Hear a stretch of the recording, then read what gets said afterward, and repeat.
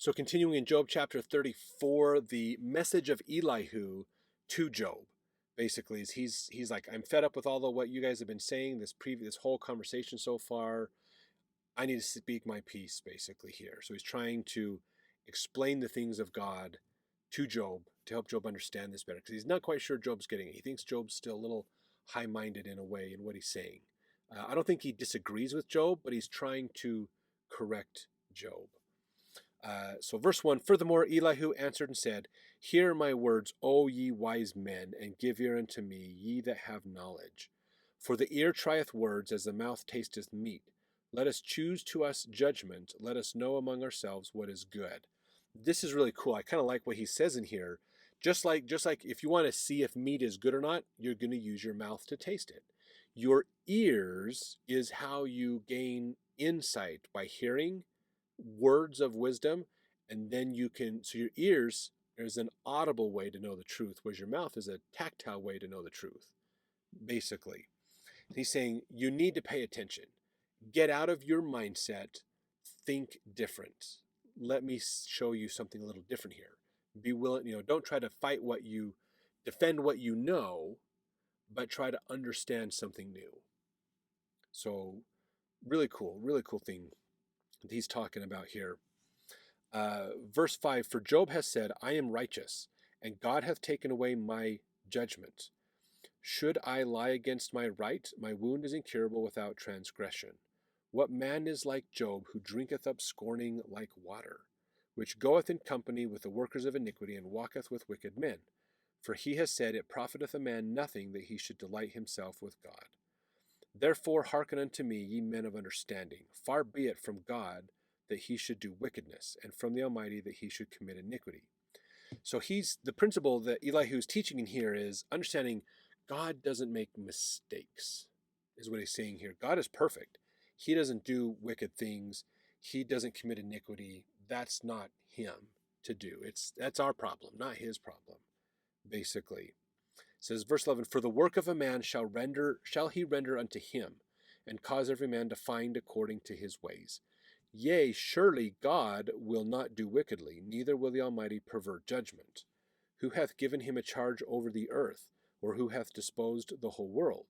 If he set his heart upon man, if he gather unto himself his spirit and his breath, all flesh shall perish together, and man shall turn again unto dust.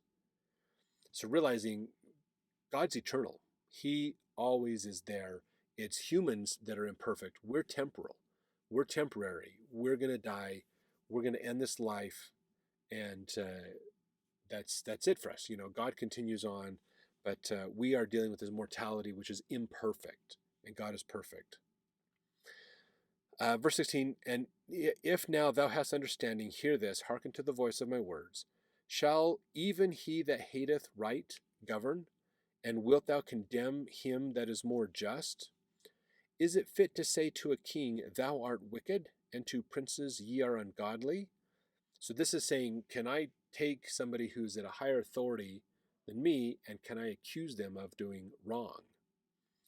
Verse 18, Is it fit to say, I just read that, verse 19, sorry, How much less to him that accepteth not the persons of princes, nor regardeth the rich more than the poor? For they all are the works of his hands. So in God's eyes, we are equal. We are all his creations. There's imbalances in how we, inequalities in how we see each other, but we're all the same to God, basically. Verse 1, For his eyes are upon the ways of man. He seeth all his doings, or goings. There is no darkness, nor shadow of death, where the workers of iniquity may hide themselves. For you can't hide from God. He can see all and know everything that's going on. For he will not lay upon man more than right, that he should enter into judgment with God. He shall break in pieces mighty men without number, and set others in their stead. Therefore he knoweth their works, he overturneth them in the night, so that they are destroyed. He striketh them as wicked men in the open sight of others, because they turned back from him, and would not consider any of his ways. So that they cause the cry of the poor to come unto him, and he heareth the cry of the afflicted. So Elihu is getting into this, and just again realizing It's humans that cause problems. God rights the wrongs. He doesn't create the wrongs. So he's trying to get this concept through to Job to try to help Job understand why he's experiencing what he's experiencing, basically. God's not the author of sin and destruction and problems, is kind of a gist of this. Verse 29, when he giveth quietness, who then can make trouble? And when he hideth his face, who then can behold him? Whether it be done against a nation or against a man only. That the hypocrite reign not, lest the people be ensnared. Surely it is meet to be said unto God, I have borne chastisement, I will not offend any more. That which I see not, teach thou me. If I have done iniquity, I will do no more. So again, just continuing on with that same concept that,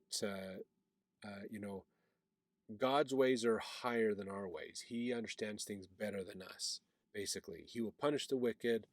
Eventually, things will go that way. They have to be meted out. So Elihu's not that far off from Job in his philosophy and his understanding. Basically, he's going, Job, you're not quite there.